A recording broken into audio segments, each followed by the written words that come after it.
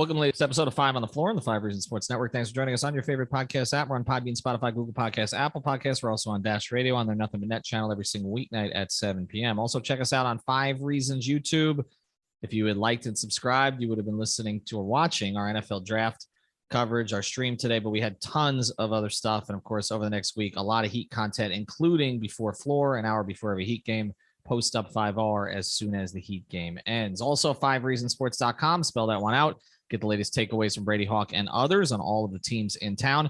And check out the great sponsors of the 5 Reasons Sports Network. That includes our friends over at All Pro Construction Builders. You know, in South Florida, hurricane season, it is always around the corner. You got to protect your home or business.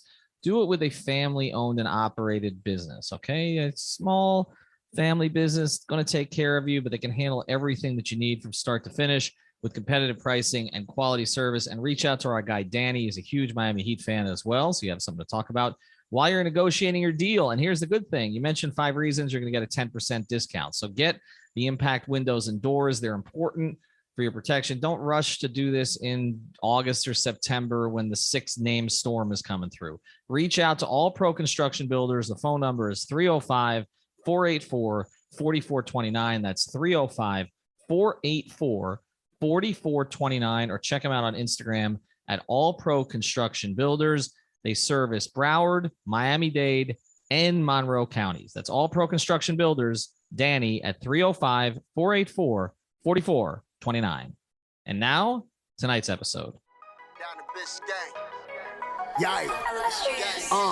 5 on the floor, ride for my dogs. Where here's the thing, you can check the score. Hustle hard, couple scars, wearing bubble frogs. Just like Butler said, you in trouble, y'all. Kept the floor playing, got it all banned. Y'all seen the block, stop with one hand. And Pat we trust, Inspire have the guts. We're here to bring the heat, y'all can hang it up. Welcome to 5 on the Floor, a daily insider show on the Miami Heat and the NBA, featuring Ethan Skolnick, Greg Sylvander, and Alex Toledo, plus others from the 5 Reasons Sports Network.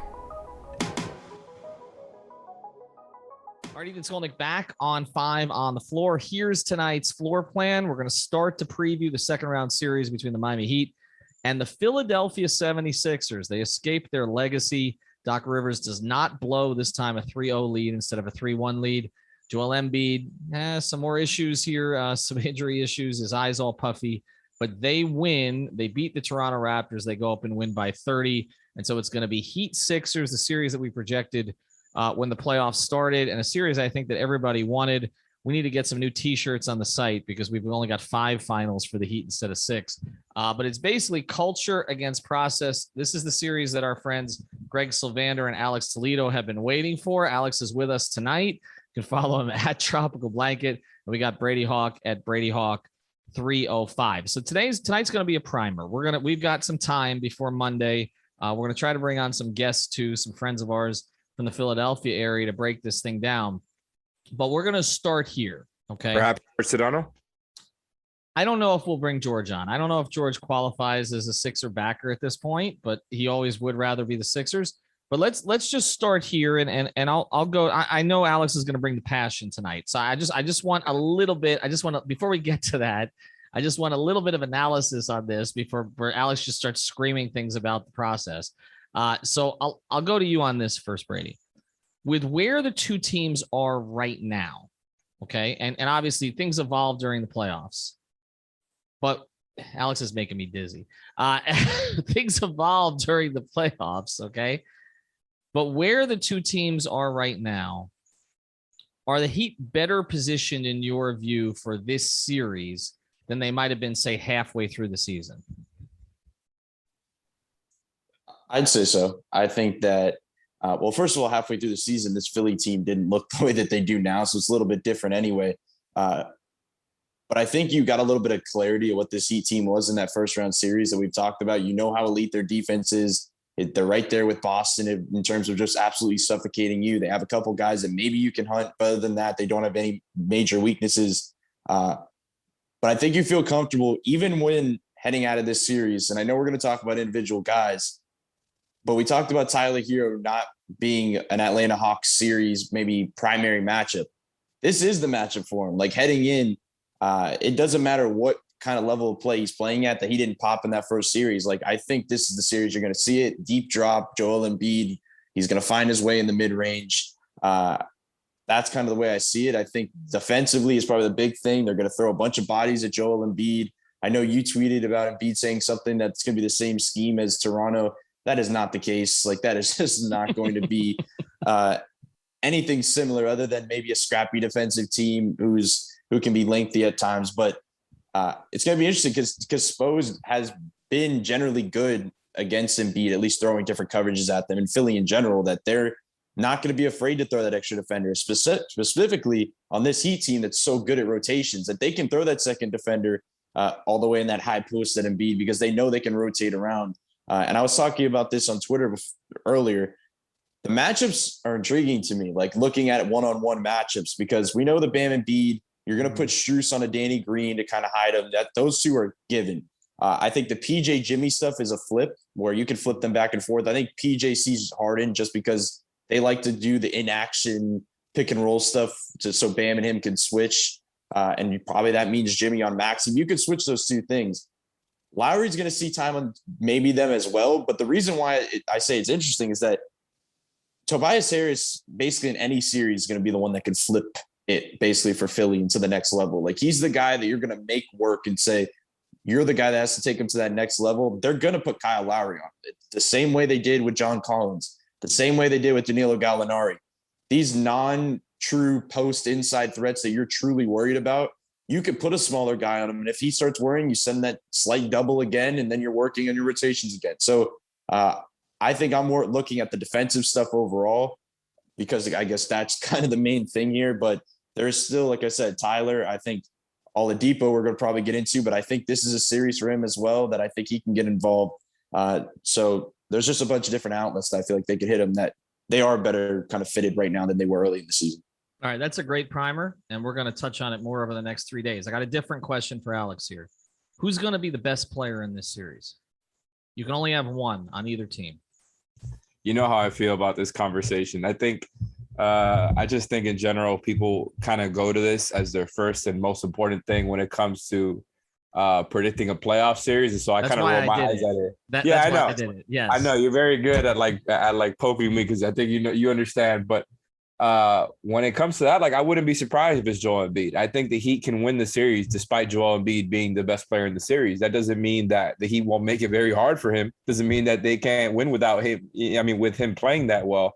But I also wouldn't be surprised if Jimmy just kind of turns it up, right? Because if they really just make Embiid struggle a lot more than he has, and it looks ugly, then it could very easily be Jimmy. I don't think it'll be Harden. Like, I'm not as much of a Harden hater as you, but I am down on him. I don't think that's somebody that's going to kill the Heat particularly. I think they're going to have a solid game plan for him. So I would say Embiid, and solid chances Jimmy if they make Embiid struggle enough. There are a couple X factors in this series that are different maybe than what we saw before. One, Matisse Thybulle is going to be available for all the games, because in Florida, we don't have the rules that you have in Canada. We have no rules at all. So basically, he's going to be active for everything.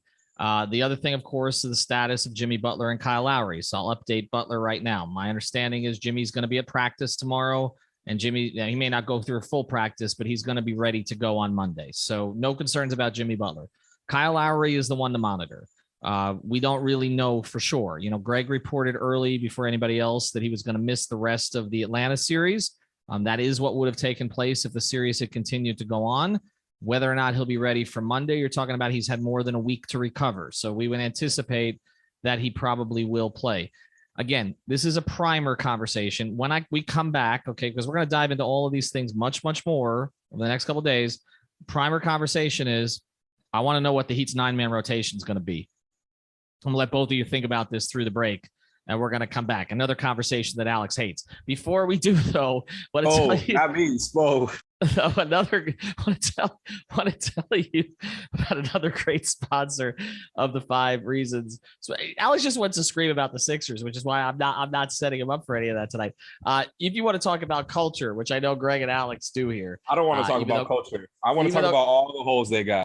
All right. Well, you can talk about culture. You can talk about the holes. If you've got a hole in your wheel, It could be fixed at You Break Wheel Fix. This is the wheel repair, refinish, and custom wheel specialist offering the big three of all your car wheel needs with over 20 years of experience. Forget the process, okay? They'll get to it right away. They repair the damaged wheels from curb rash, cracks, or bends all under one roof with in-house powder coating, CNC machining, and polishing. And they also offer you the new custom wheels with all of your favorite brands and no credit check financing up to $5,000 for a new set of wheels. They got fast turnaround times on all repairs, and they even provide the loaner wheels in many cases. You Break Wheel Fix, that's with the letter U, Break Wheel Fix, your total wheel and automotive wheel solution, located for now in North Miami, right off of Biscayne and Northeast 146th Street. That's in the Miami Shores area. They're actually be moving to a bigger facility soon. But check them out now, 305-748, 0112, 305-748, 0112, or youbreakwheelfix.com, or You Break Wheel Fix on Instagram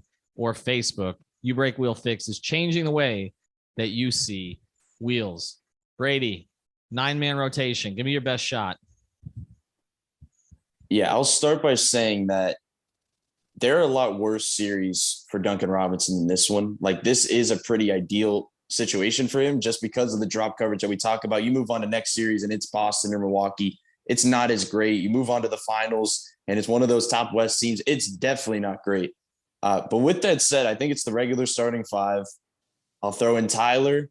I'll throw in Dwayne Dedmon, which, by the way, I will say that I think there are nights in this Philly series as it progresses that you may not see Dedmon. And I think it's a great matchup just to throw him on a beat, specifically for foul trouble.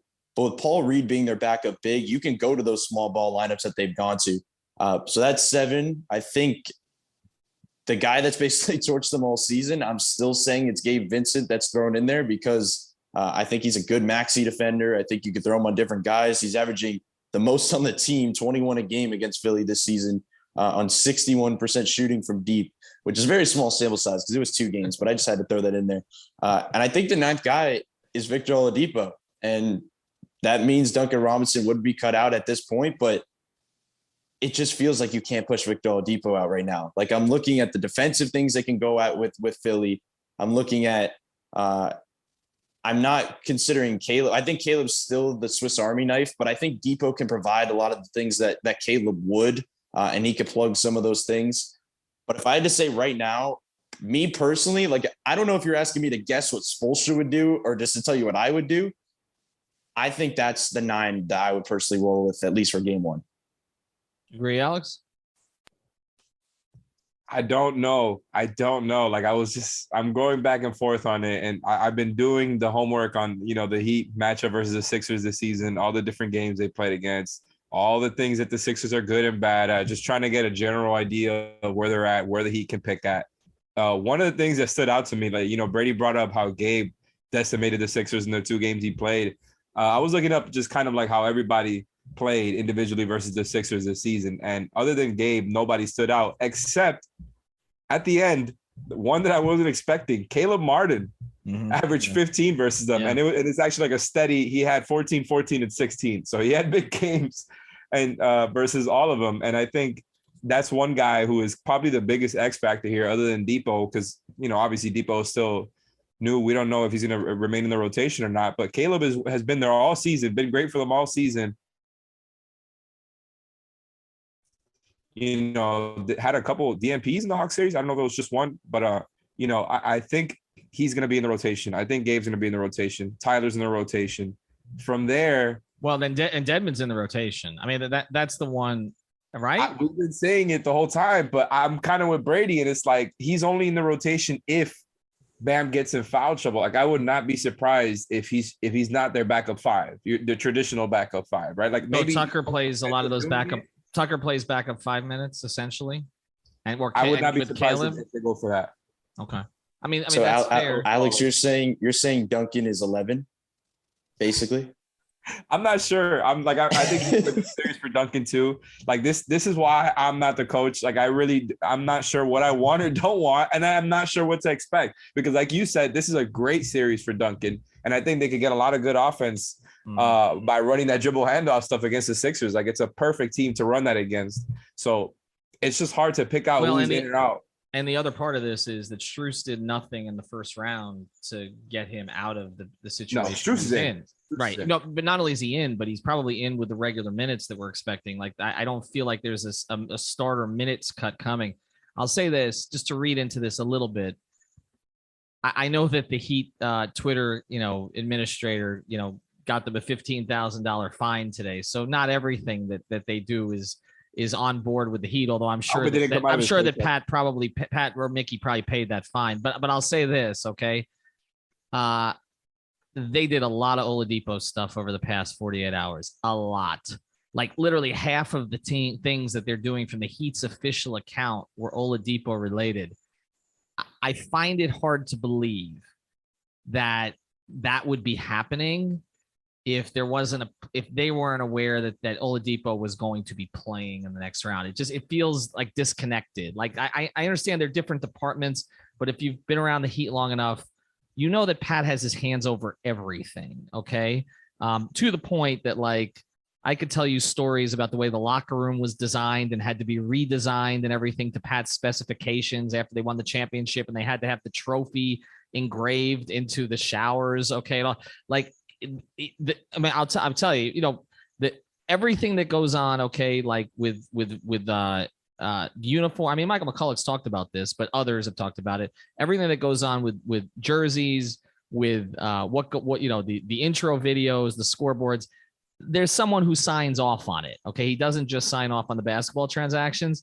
They would not be going full blast Oladipo for him to go back to 12th man. I would find that surprising. Okay. I like visualizing that Pat is that they like consult him with like graphics for social media. No, I mean, it gets to his desk last. That's the way that these things work. I mean, go back and look, you've been following. I know it's probably not Pat's favorite thing, but you've been watching the series on HBO, based on the book Showtime.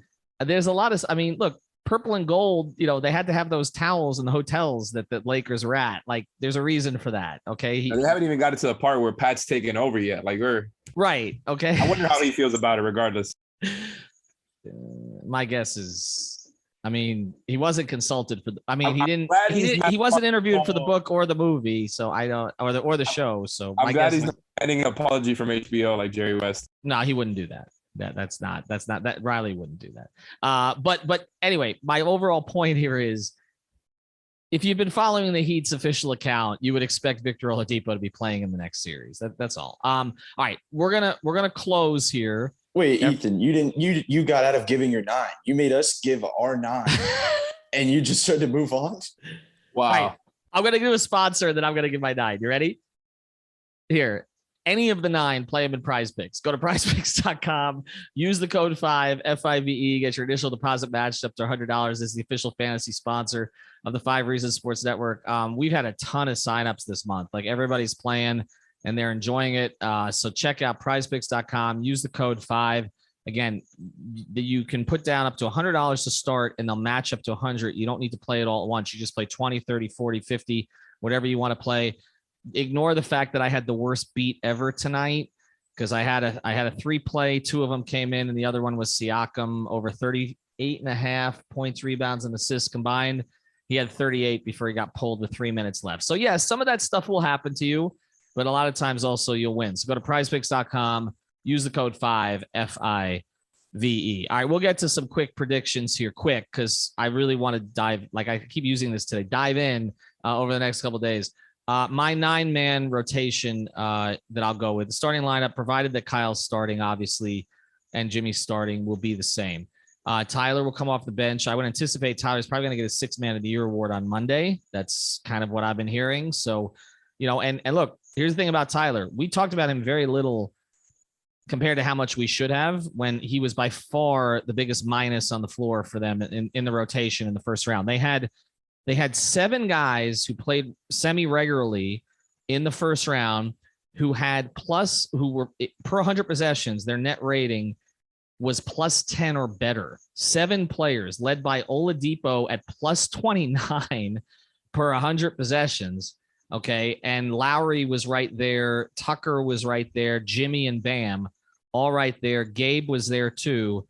And then they had 4 guys who were like way under. Okay. One of which was Strus was also over. So the ones that were under were Dedmon, Martin, Hero, and Duncan.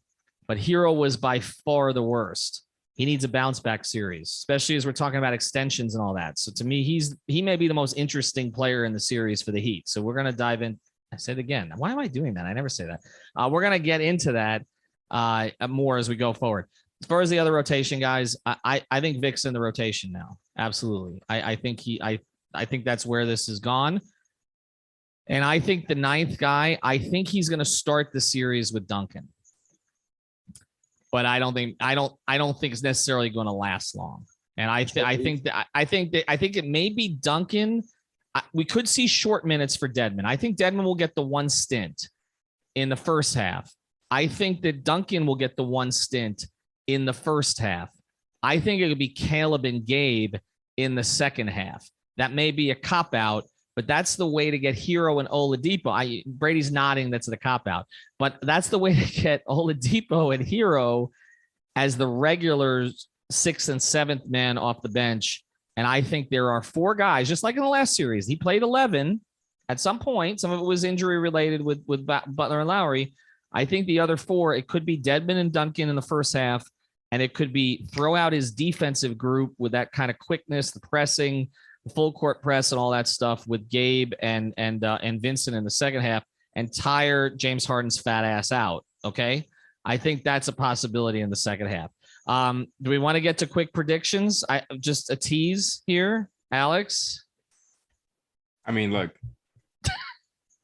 this is Hold on. These are early predictions, right? Like, I'm not going to hold up. Like you said, we're going to dive in for the rest of the week. So I don't want to I don't want to shoot out all my ammo all in one take here. But for Miami Heat fans, like this series, it would have been extremely anticlimactic if it wasn't the Sixers. They have been clamoring for the Sixers since the Sixers beat the Heat in 2018, since Goran Dragic smacked Ben Simmons over the head, since Jimmy Butler left the Sixers to join the Heat, and everybody said, he came to vacation or whatever and retire. Since George Sedano said that he'd rather be the Sixers, that's the stuff right there that motivates playoff series. So I'm glad it's finally happening. Just to kind of put a cherry on top there, it's Heat in 6. I'm looking right now at what the Sixers were able to do against the Raptors for the series. I'm not 100% sure if these numbers are updated or not. But per cleaning the glass, they had the exact same offensive rating in the half court as they did in transition. This, like, for as much as the Raptors are a great defensive team and did a good job of turning the Sixers over, who were good at turnovers throughout the season and turned over the ball a lot versus the Raptors, in the half court, the Sixers were dominating. I don't think that's going to happen against the Heat. I think the Heat's defensive game plan is going to be a lot tougher for the Sixers stars to deal with, specifically Embiid. I just don't think those skinny guys that they had on Embiid the whole time is a good comparison for the Heat. And as a result, I think there's going to be 2 games where the Sixers shooters go off and get it. But I don't think it's going to be the All-Stars dominating. I think with Embiid's hand, it's just going to be too much for him to do. It seems like he's already running out of gas. And so, yeah, my thing is Heat in 6. Brady? Yeah, I want to disagree just for the podcast, but I really don't. Like, I was going to say Heat in 6. I think Joel Embiid, like we said this before the Hawks series, and it didn't really happen, that, okay, Trae Young's going to get his numbers and they'll end up winning. I really do think Joel Embiid's going to get his numbers. This isn't Trae Young. This isn't a guy you're going to blitz out and kind of not let him get his numbers. Joel Embiid's going to do him.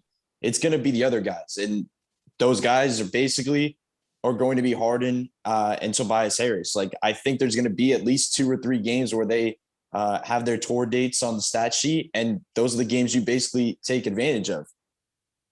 The defensive stuff we talked about is important. I think Tyler being able to take advantage of stuff and get on track is the real cherry on top in terms of them getting it out in 6. But it is weird because if we're saying Heat in 6, like that means in Philly closing it out. I could see them doing it, but it is just a little strange because that'd be a wild environment. But I really just I can't see a way.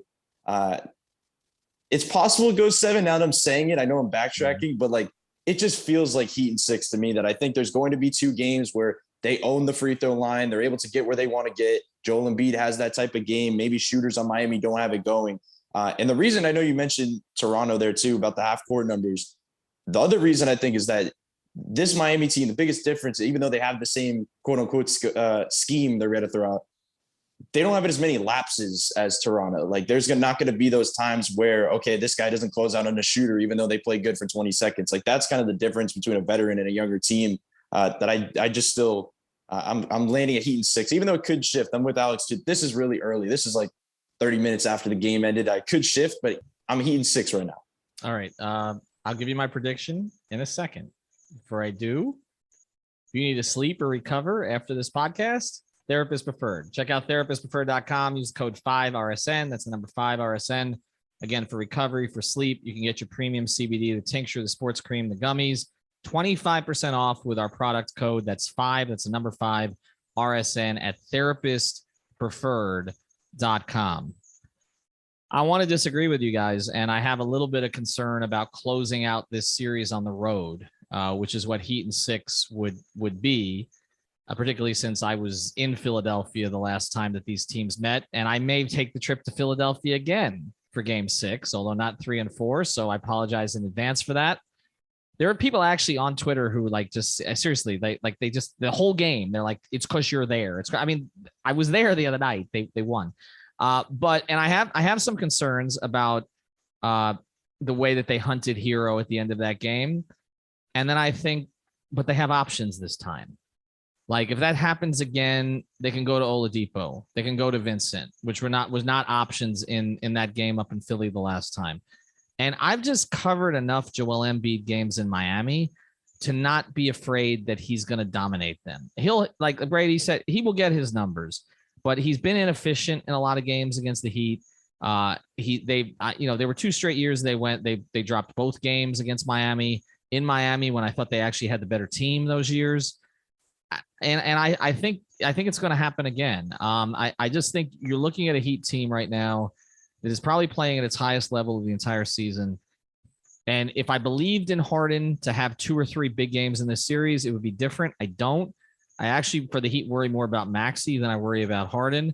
I don't think Tobias Harris will come up big when it matters because we just have not seen that consistently from him. And to me, their bench is thin and Miami's bench is not. And so I think it's going to be a tight series. I think it's going to be a fun series.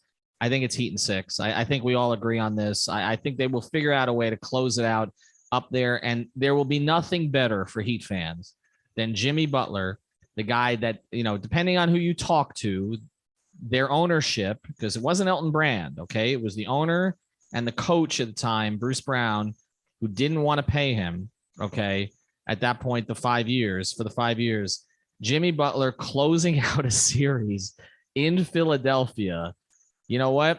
If he wants to do that gesture again, the Heat will pay all those fines. Okay, so that's fine. I think this is Heat in 6. And I think now with Middleton's injury on the other side, we're looking at a rematch of the 2020 Eastern Conference Finals. And I think that's going to be a hell of a series. So I'm going to take the Heat in this series. We'll get into it more. I'm not going to say it again. Maybe I will. We'll dive in more over the next couple of days. Thanks to Alex. Thanks to Brady. Thanks to our sponsors, All Pro Construction Builders, YouBreakWillFix.com, PrizePicks.com. Use the code 5, FIVE, TherapistPreferred.com. Use the code 5RSN. And we will bring in a couple of guests here over the next couple of days just to spice things up. And we might get a visit from our friend Norris Cole again during the second round. Have a good night, everybody. Thank you for listening to the 5 on the Floor on the 5 Regional Sports Network.